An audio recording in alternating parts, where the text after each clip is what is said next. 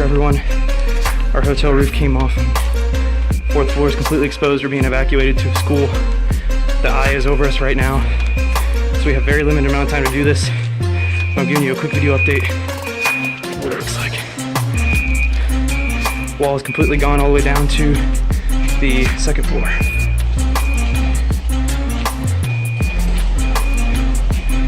Debris everywhere. Roof totally gone.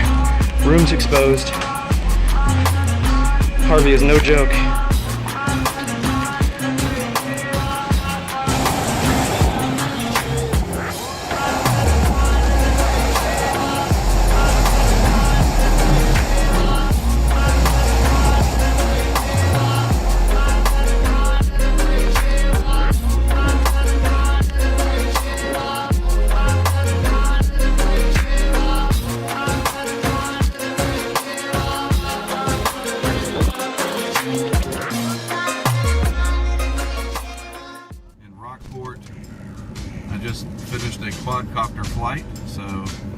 3 videos from this.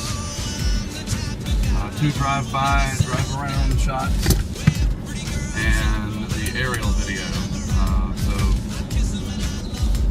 turning right on 35, gonna head towards the waterfront, I guess. And you'll see the damage. There's extensive damage, trees down, tremendous wind damage, especially to the poorly constructed buildings, as you can imagine. See right there, there's complete destruction.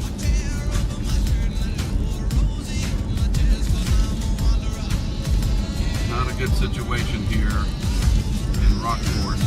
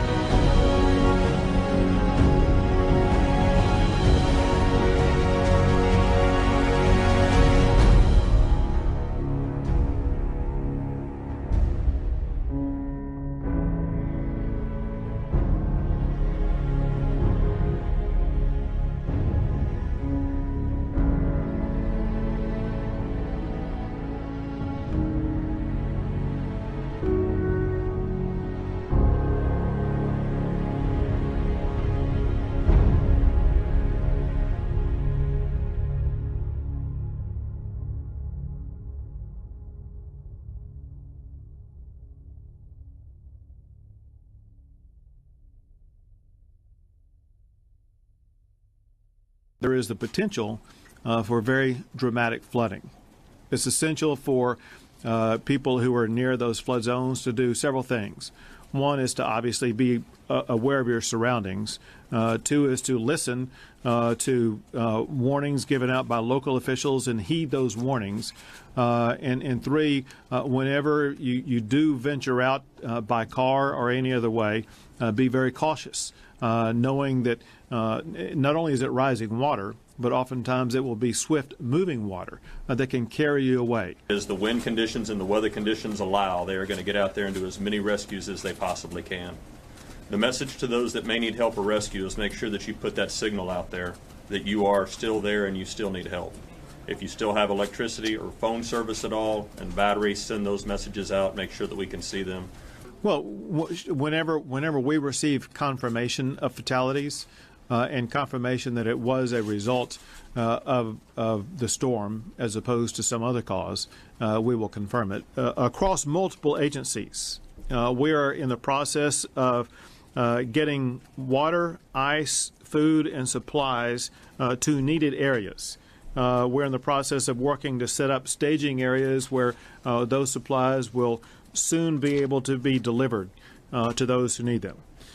The Texas Parks and Wildlife has about 1,500 evacuees at state parks, and again, any cost that would normally be incurred at a state park has been waived for evacuees.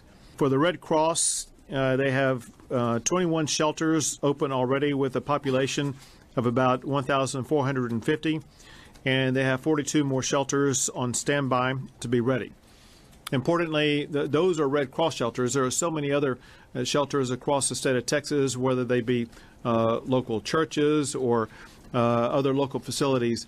And we are very, very appreciative of everyone in the state of Texas who is providing shelter, food, and other supplies.